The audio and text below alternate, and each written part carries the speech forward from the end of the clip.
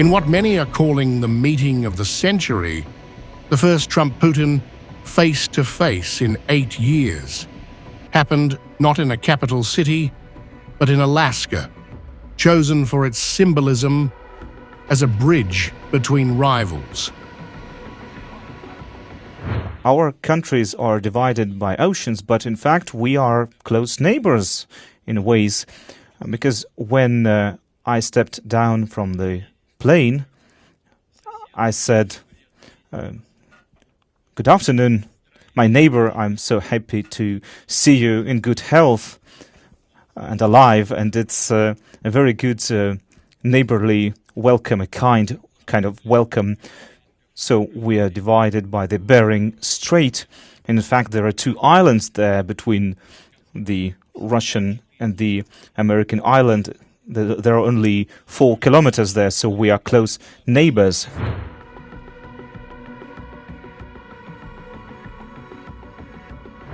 Putin used the setting to admit ties had collapsed to their worst level in decades and said the Alaska meeting was overdue.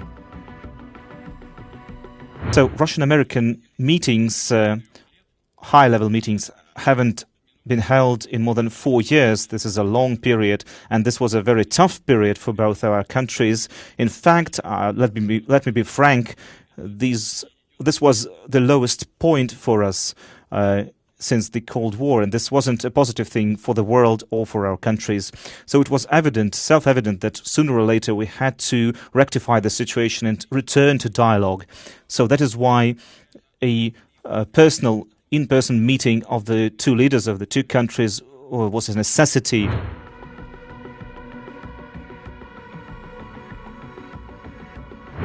When talk turned to Ukraine, Putin called the war a tragedy for both nations, but linked peace to Russia's security.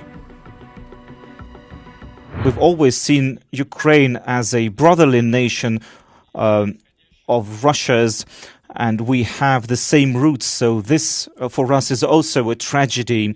So our country, Russia, is certainly interested, very much interested in putting an end to this conflict.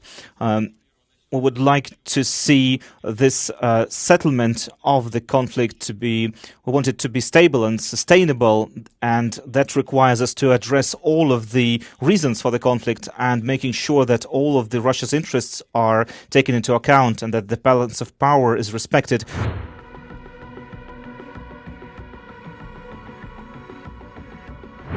Putin also had a pointed message for Ukraine's allies, warning against moves that could sabotage progress. I hope that in Kiev and in European capitals they will hear this and they will see this as a positive thing and will not try to create obstacles or create provocations and undermine the progress that we can achieve here.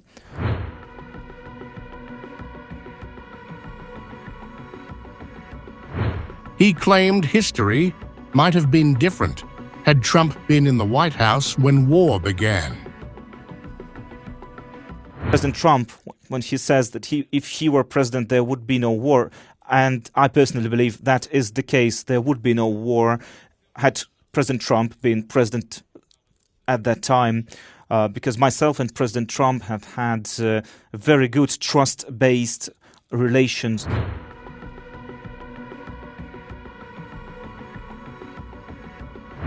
Trump called the summit productive, but made clear there's no final deal yet.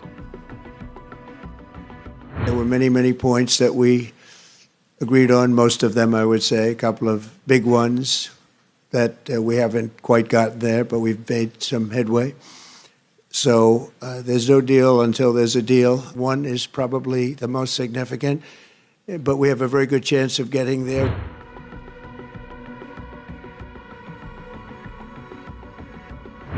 He promised to brief NATO, Zelensky, and allies right after leaving the stage.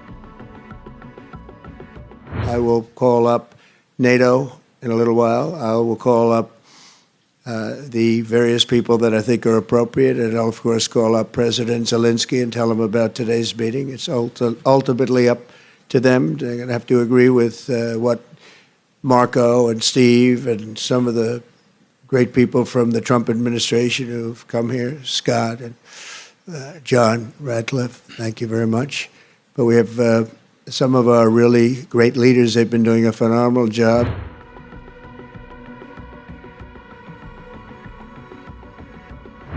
Trump also revisited the Russia hoax saga to praise Putin for understanding it.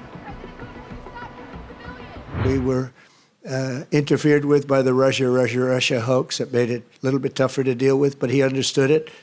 I think he's probably seen things like that during the course of his career. He's seen it all, but we had to put up with the Russia hoax. He knew it was a hoax, and I knew it was a hoax, but what was done was very criminal. But it made it harder for us to deal as a country in terms of the business and all of the things that we'd like to have dealt with.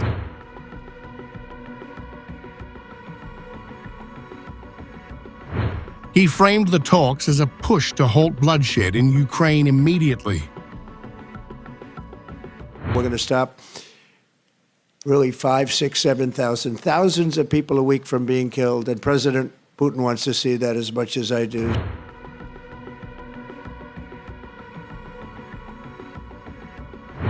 Trump closed with a provocative suggestion. The next meeting could be in Moscow. Next time in Moscow. Oh, that's an interesting one. I don't know. I'll get a little heat on that one, but I could see it possibly happening. From neighborly greetings to talk of Moscow, Alaska saw two rivals claim progress. But the hardest issues still lie ahead.